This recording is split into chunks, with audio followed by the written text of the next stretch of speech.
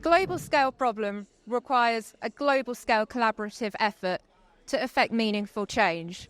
One such organisation involved in making these changes is IATA. How is IATA working with the industry to transition towards its net zero goals? What's your involvement in the whole process? So in 2021, actually, the IATA membership, which is 330 plus airlines, we all came together and made a joint commitment for net zero 2050. So that's the first step. But now, having secured that commitment, what we're doing is working across industry and the supply chain to make sure that we have the right tools to help everyone move to net zero 2050.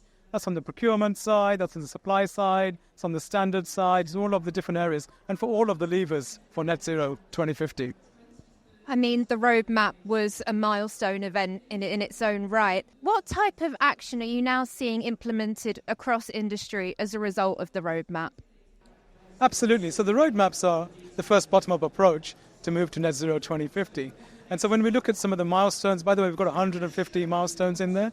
You know, some of the key milestones earlier on, we heard about one today, which was the 100% SAF flight, which has been undertaken successfully. So that's a key step. Now what we're doing is that we're looking at some of the milestones, working with different suppliers to scale up new pathways and new feedstock technologies so we can get the ramp up of SAF we need by 2030. How crucial is IATA's role in helping catalyse this change and helping make sure that we do move beyond a heifer-dominated production pathway?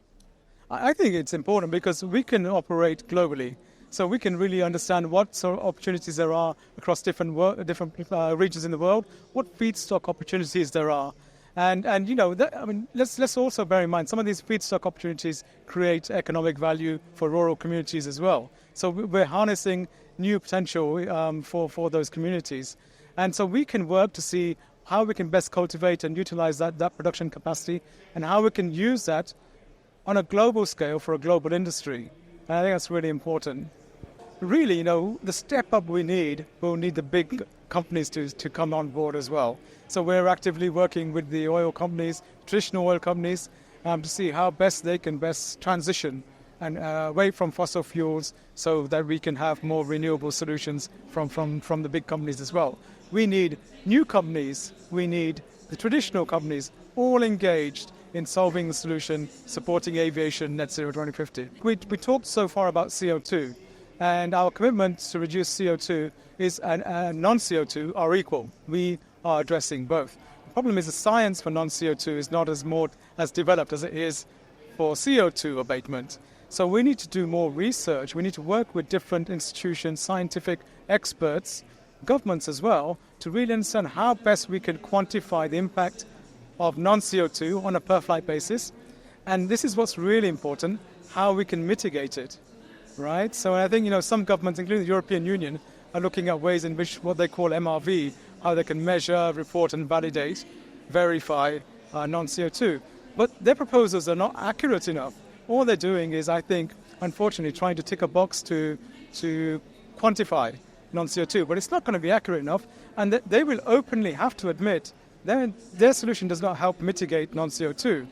So what we are really focused on is working with the scientific community, with OEMs and so on, to understand how we can best measure non-CO2, if we detect it accurately, then we can find ways to mitigate it. And one of the ways which we think we need to really progress on is to find a small population of aircraft which have what we call humidity sensors. And then they could be used to help determine those regions which will be more prone to contrails, etc. That's the kind of steps we need. Practical, real steps that help solve the issue, not paper exercises that essentially tick in the box for certain communities. That's not really the way we need to go. We need to solve the problem. That's what we're engaged on. Brilliant. Well, we look forward to continuing that journey with you. Hemant, thank you very much for your time today.